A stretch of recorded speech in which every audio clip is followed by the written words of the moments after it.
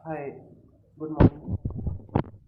मेरा नाम सारंग है और मैं आप लोगों को इंग्लिश बेसिक इंग्लिश ग्रामर और जो हमारा स्पोकन इंग्लिश है उसको बेहतर तरीके से सीखने का तरीका मैं आपको बताना चाहता हूँ इस वीडियो के माध्यम से। Welcome to the course on basic English grammar and spoken English learning. Here I will guide you how to learn English in a easier way and in a standardized way.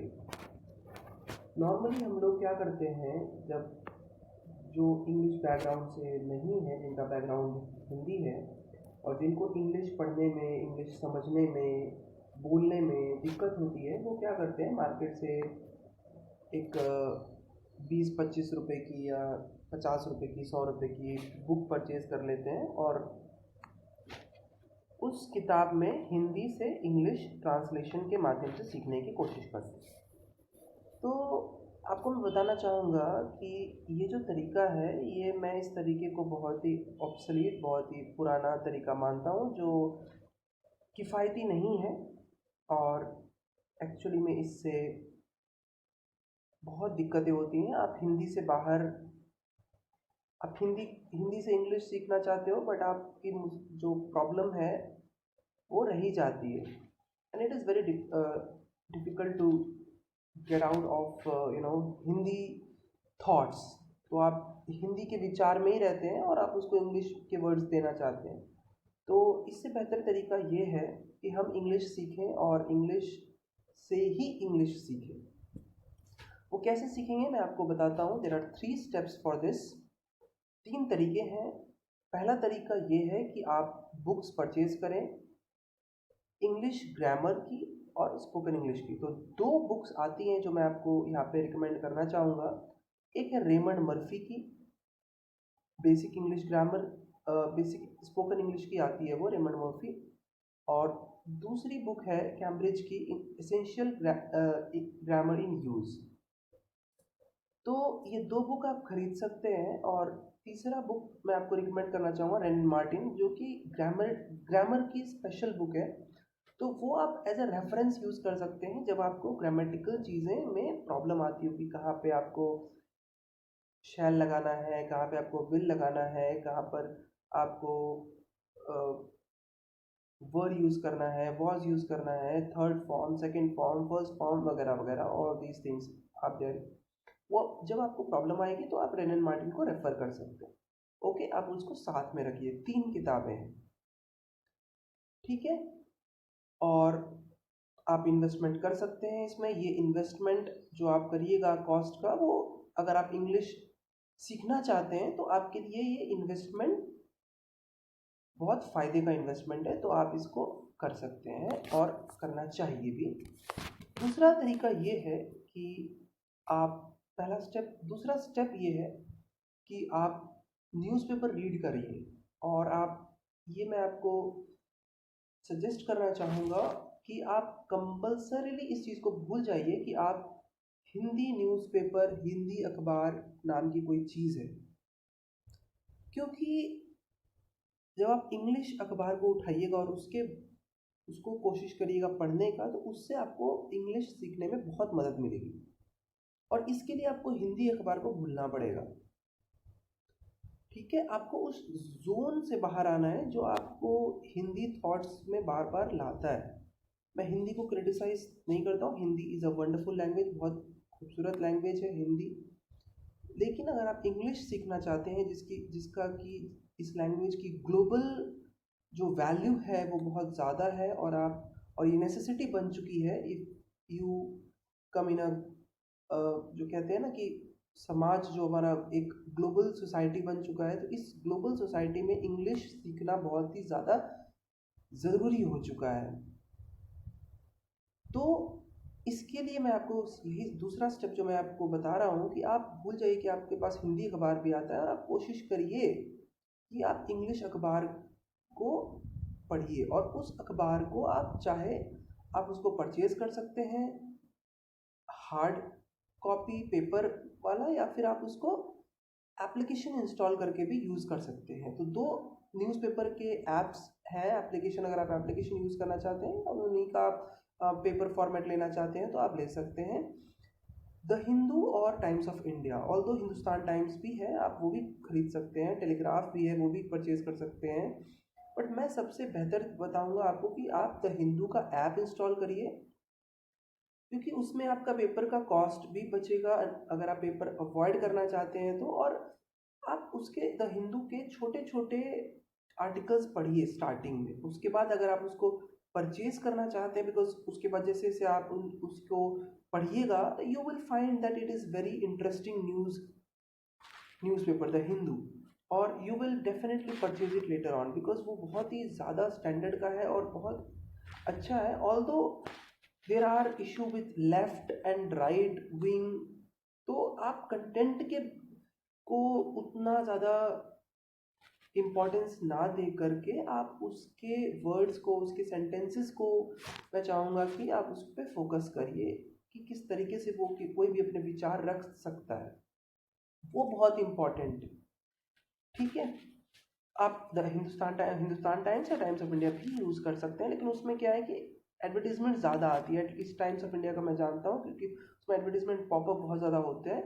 तो instead you can use the Hindu at the beginning, it's you can use the free version and later on you can purchase it. और एक important चीज़ है, जब आप newspaper पढ़ते हो तो आप उसको नोट्स बनाइए। नोट्स कैसे बनाइए? दो स्टेप है। इजी स्टेप है बहुत ज़्यादा कि आप थोड़ा मोटा नोटबुक रखिए, उसके दो हिस्से करिए। एक में आप इंग्लिश ग्रामर का पूरा यूज़ करिए, जो भी आप ग्रामर सीख रहे हैं या इंग्लिश सीख रहे हैं उसको आप डॉक्यूमेंट कीजिए।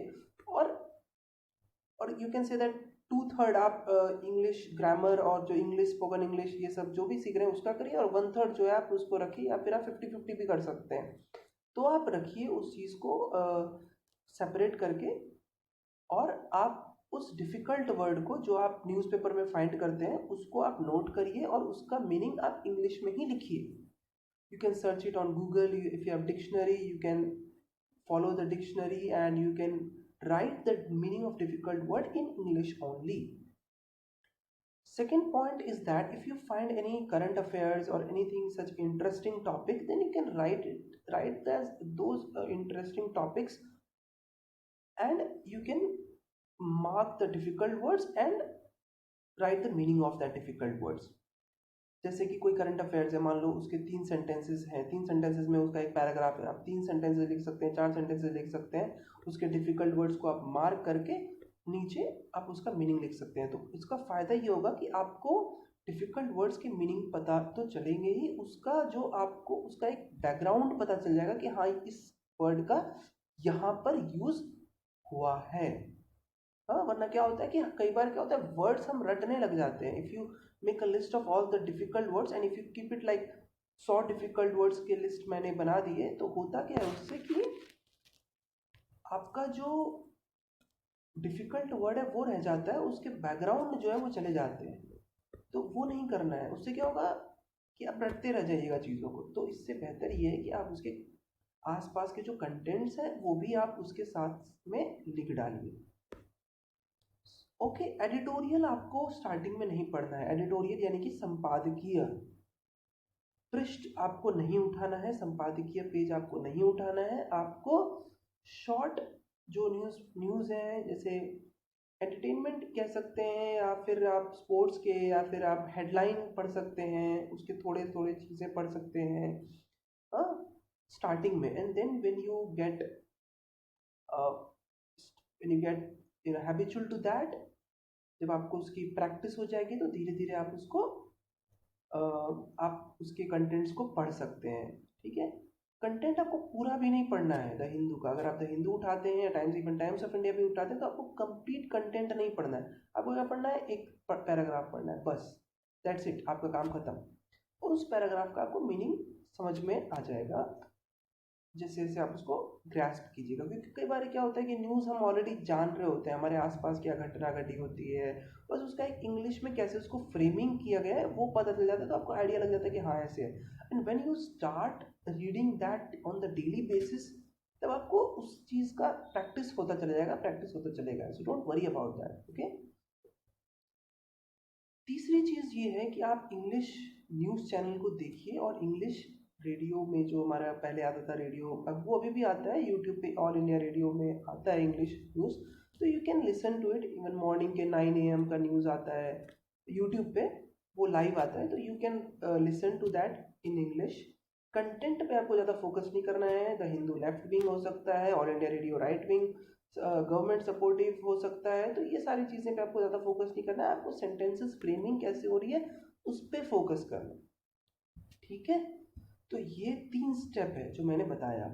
फर्स्ट, आपको बुक चाहिए।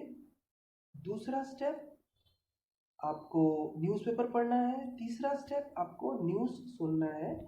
और ये तीनों स्टेप अगर आप फॉलो करिएगा तो you will be better in English in 6 months. मैं ये नहीं बोलूँगा कि 1 महीना 2 महीना, बिकॉज प्रैक्टिस एक ऐसी चीज़ है जो एटलीस्ट आपको 6 महीना कर, करनी ही करनी है। किसी भी चीज़ पे आपको प्रैक्टिस करनी है, तो 6 मंथ्स में आपको बढ़िया अच्छे बन जाओगे। You will be in habit to read English, even speak English. Speaking का उतना ज़्यादा नहीं होगा, बट हाँ आप रीडिंग में तो कंफर्टेबल हो जाओगे, आपकी अंडरस्टैंडिंग बनती चली जाएगी उसके बाद, then you will start speaking English also. Okay, so I hope you like this video, and channel को सब्सक्राइब करिए, शेयर कीजिए वीडियो। मैं और भी वीडियोस इंग्लिश के अपलोड करता रहूँगा, ताकि और आपको ईजियर कंटेंट्स प्रोवाइड करता रहूँगा, कैसे कैसे आपको क्या क्या करना है। ठीक है, thank you for watching, good bye, take care.